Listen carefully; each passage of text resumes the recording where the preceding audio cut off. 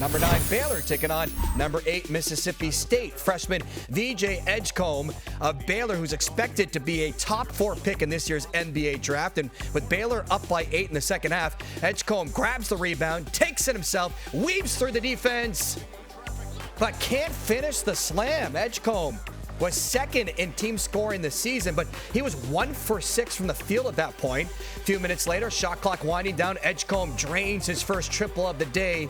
It's 3 of his 16 points in this one. The Bears go up by 9. 2 minutes left. Mississippi State down 5. Baylor turns the ball over. Claudell Harris Jr. to Josh Hubbard. And he gets the 3 to drop. He finished with a game-high 26 points. Mississippi State hasn't won a game in the tournament since 2008. Final second, State trailing by 3. Harris Jr. for the game-tying 3. And this isn't even close. It's an air ball. Baylor holds on in the end, advancing to the second round for the 4th year in a row, 75-72. More March Madness. Number 15, Robert Morris taking on the 2 seed Alabama. Picking up in the first half, Cliff O'Morey throws it down. The Tide made their first Final Four appearance in program history last season, but the Colonials respond. Marin Dickerson knocks down the 3. Robert Morris back in the tournament for the first time since 2015. It's a 4-point game at the break. Now under 8 to play. Dickerson cuts inside. Gets the bucket plus the foul. The hometown kid had a game by 25. The Colonials would take their first lead of the game, but just shortly after that, how about All-American Mark Sears exploding to the rim for the hoop and the harm, extending the lead to 8. Then Grant Nelson driving baseline. Gets up for the big-time jam, part of a 19-6 run to finish the game as Alabama survives, winning this one. All right, let's move on to number 12, Colorado State, taking on number 5, Memphis. Memphis without their starting point guard, Tyrese Hunter. So a rare matchup where the 12 seed was actually the pregame favorite, according to FanDuel. As we pick this one up in the second half, game tied. Nee Clifford hits the tough turnaround jumper.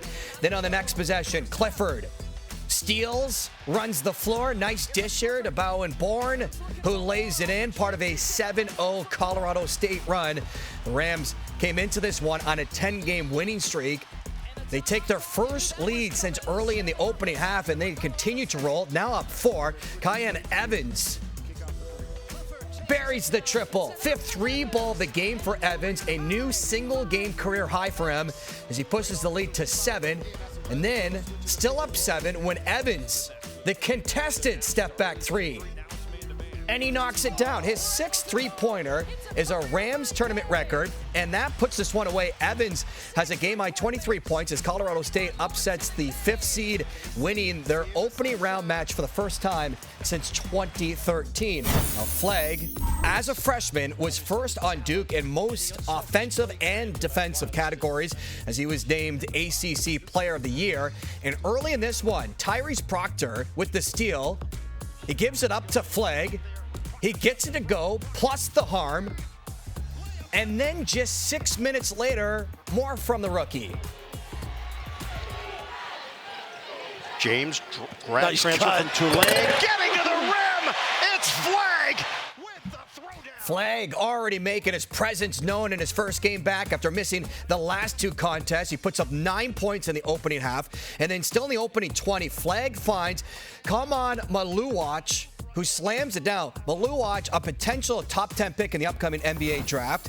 Second half now, Duke starting to pile it on. Flagg waiting in the corner.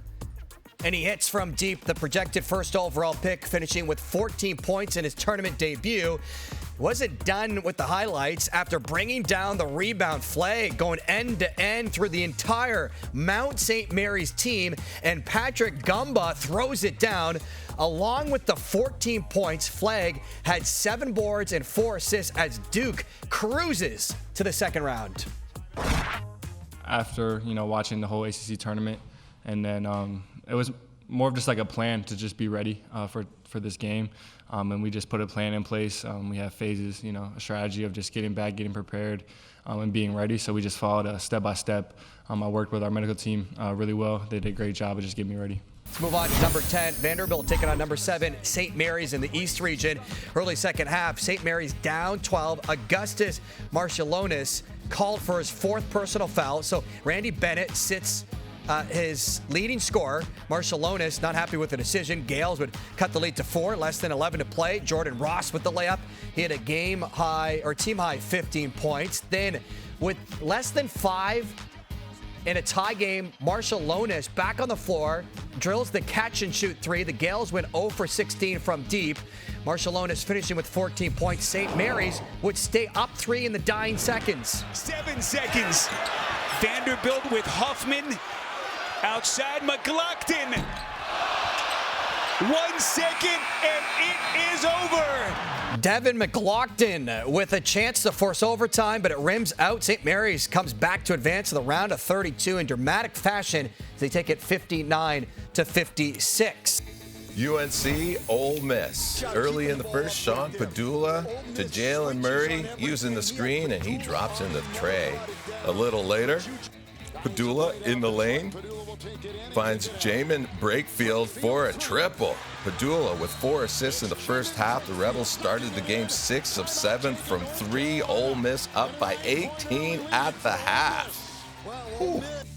But UNC not going away. It's the Tar Heels' second largest halftime deficit in program history in the NCAA tournament, but fighting back in the second half, now within 8. RJ Davis on the break lays it in. Next time down the court, Jalen Washington off the pick and roll and throws it down. Part of an 11-0 run for the Tar Heels to get within 4. Skip to the last minute. Lead now 2.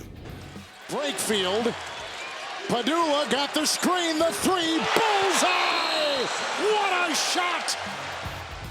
Padula with a dagger 3 in the last minute. He had a game-high 20 points. UNC unable to come back despite holding Ole Miss to a 5-minute scoring drought in the half. Ole Miss win and advance to face Iowa State in the next round. It's going to fuel the pundits further who didn't think UNC should have been there. All right, to the Midwest now. 14-seed Troy, 3-seed Kentucky. First half of a missed Troy 3, Amari Williams grabbing one of his 13 boards before driving all the way up court. He's going to go right past everyone. Big-time slam. Kentucky was upset by Oakland in the round of 64 last year. Then in the second half, we got a 9-point game now. Miles Rigsby gets blocked by Williams. Gets up to get the ball. Woo! Williams doing it all in this one. Getting all the way up just by the tips of his fingertips. Later on, Kentucky putting this one to bed. Otega Owe showing off his receiving skills as he takes the long pass before slamming it down all alone. Owe led the way with 20 points. Kentucky wins big.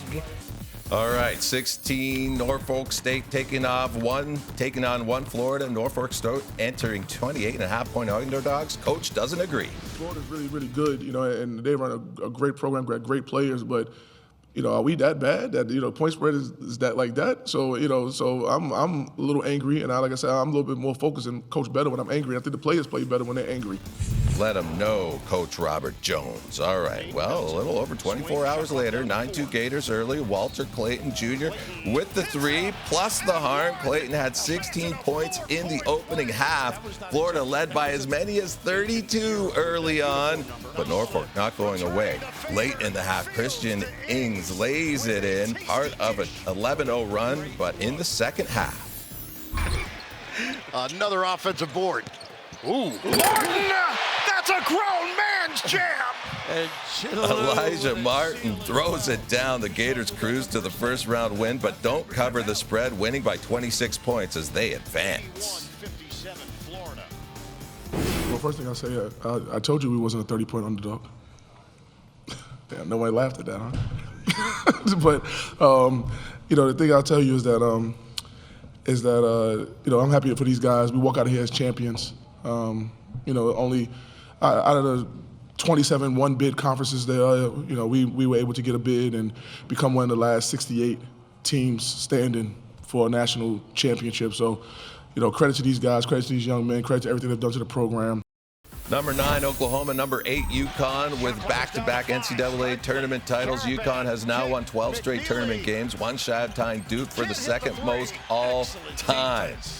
10 minutes to go in the second half. Oklahoma stuck 3. Jeremiah Fears with a dime to Muhammad Wagi cuts the lead to 1. Then next, Sooners possession. High fives for the Fears family. 1-point game. You are seeing a burgeoning star. You haven't seen him during the year.